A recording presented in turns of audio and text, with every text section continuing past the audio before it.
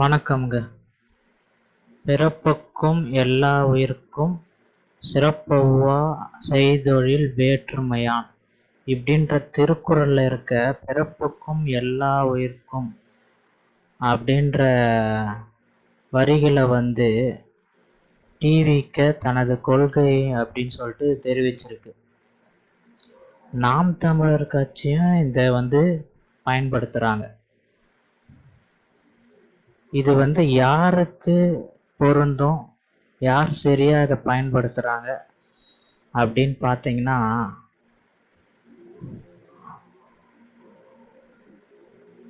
இதை ரெண்டு பேரும் எப்படி பயன்படுத்துகிறாங்க, யாருக்கு இது சரியாக பொருந்தும். நாம் தமிழர் கட்சி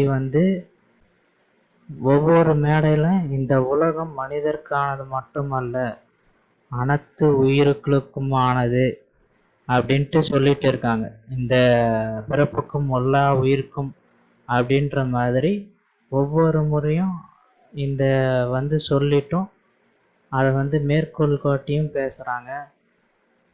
அதுக்கேற்ற மாதிரி ஒரு தேனி இல்லாமல் போயிடுச்சுன்னா உயிர் சூழல் எந்த அளவுக்கு பின்னடைவு ஏற்படும், மனிதருக்கு எந்த அளவுக்கு ஆபத்து ஏற்படும் அப்படின்றதெல்லாம் சொல்கிறாங்க. ஒரு தேனி செத்து போனால் என்ன, ஒரு வண்டு செத்து போனால் என்ன,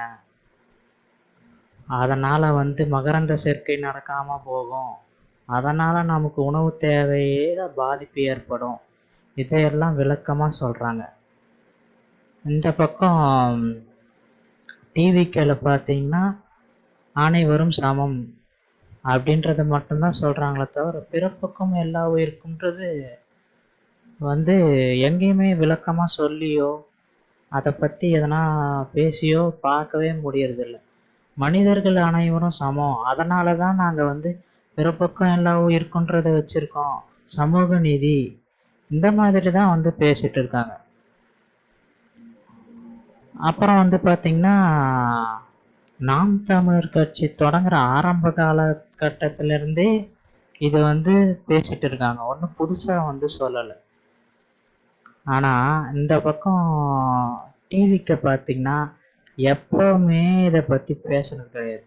ஒரு பேரளவில் இதை வச்சுருக்காங்களே தவிர இதை பற்றி எந்த ஒரு பேச்சுமே எங்கேயுமே பேசுனது கிடையாது.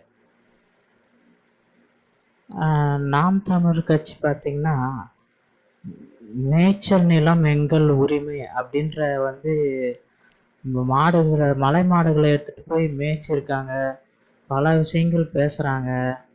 தடையை மீறி ஜல்லிக்கட்டு நடத்திருக்காங்க. அந்த ஜல்லிக்கட்டு தடை இருந்த பீரியடிலே தடையை மீறி ஜல்லிக்கட்டு நடத்திருக்காங்க.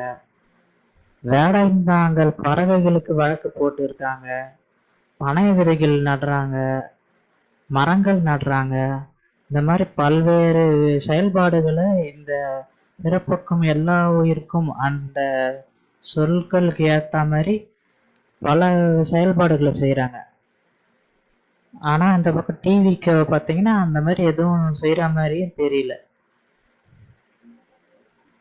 அப்புறம் நாம் தமிழ் கட்சி ஆடு மாடுகள் மாநாடு, மரங்கள் மாநாடு, மலைகள் மாநாடு, தண்ணீர் மாநாடு, கடலம்மா மாநாடு, இப்படியெல்லாம் போட்டு ஆடு மாடுகள் எந்த அளவு முக்கியம், ஆடு மாடுகள் பொருளாதார அளவுலையும் எந்த அளவு நமக்கு தேவைப்படுது, இங்கே நம்ம அதை வளர்க்காம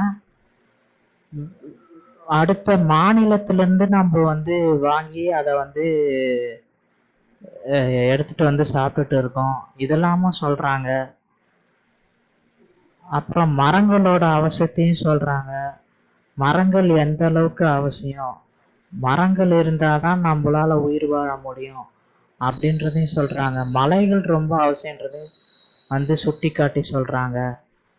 தண்ணீர் எவ்வளோ முக்கியம், வெறும் நமக்கு மட்டும் வாட்டர் கேனில் தண்ணி வச்சு, வாட்டர் பாட்டிலில் தண்ணி அடைச்சி விற்றா போதுமா, நம்ம மட்டும் குடித்தா போதுமா, ஒவ்வொரு உயிருக்கும் தண்ணி தேவைப்படல, அது எப்படி போய் எங்கே போய் குடிக்கும் அப்படின்றதையும் பேசுகிறாங்க.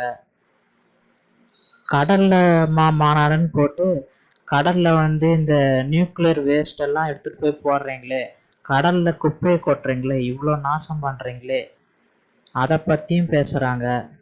இதெல்லாம் வந்து இப்போ வந்து மாநாடு போட்டு பேசல, அவர் ஆரம்பத்திலே பேசிட்டு இருக்கிறது தான் இப்போ மாநாடா போட்டு இன்னும் கொஞ்சம் எடுத்துட்டு வந்து எல்லாருக்கும் சேர்க்கணும் அப்படின்ற வந்து நோக்கத்துல இது செய்யறாரு.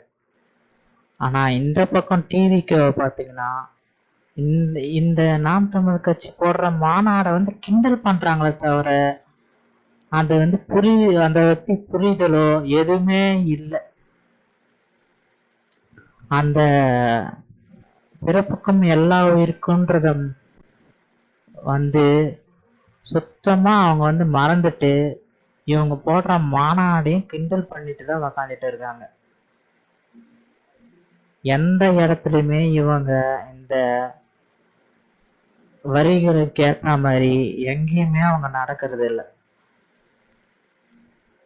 நீங்களாம் ஒரு கட்சியா, எங்க தளபதி தான் மாசு கெத்து, அவர் தான் வந்துருவாரு, சூற விட்டுருவேன், இந்த மாதிரி மோசமான விஷயங்களை மட்டும்தான் பேசுறாங்களே தவிர பிறப்புக்கும் எல்லா உயிருக்கும் அப்படின்றத தலைமையில இருந்து அடிமட்ட தொண்டன் வரைக்கும் யாருமே ஃபாலோ பண்றதில்ல. சொல்லப்போனா இது வந்து ஒரு பொத்தாம் பொதுவான ஒரு விஷயமா போட்டு ஓட்டு வாங்குறதுக்கு தான் அந்த தலைமையே வந்து யோசிச்சு இதை வச்சிருக்க தவிர இதை பற்றிய சிந்தனையோ இதை பற்றி இதுவோ எந்த ஒரு விஷயமும் அவங்க வந்து முன்னெடுக்கிறது இல்லை.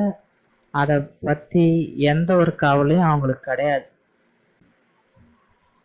பிறப்புக்கும் எல்லா உயிருக்கும் அப்படின்றத வந்து ஒரு பின்பற்றக்கூடிய ஒரு பகுதியாக வச்சுக்கலாமே தவிர அதை வந்து ஒரு கட்சியோட கொள்கையா எப்படிங்க சொல்ல முடியும்?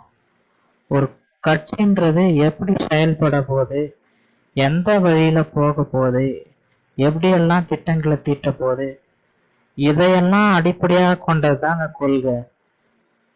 அதை விட்டுட்டு எல்லா உயிர்களும் சமம் அப்படின்றத வச்சு ஒரு கட்சியோட கொள்கை எப்படிங்க வந்து சொல்லிட முடியும்?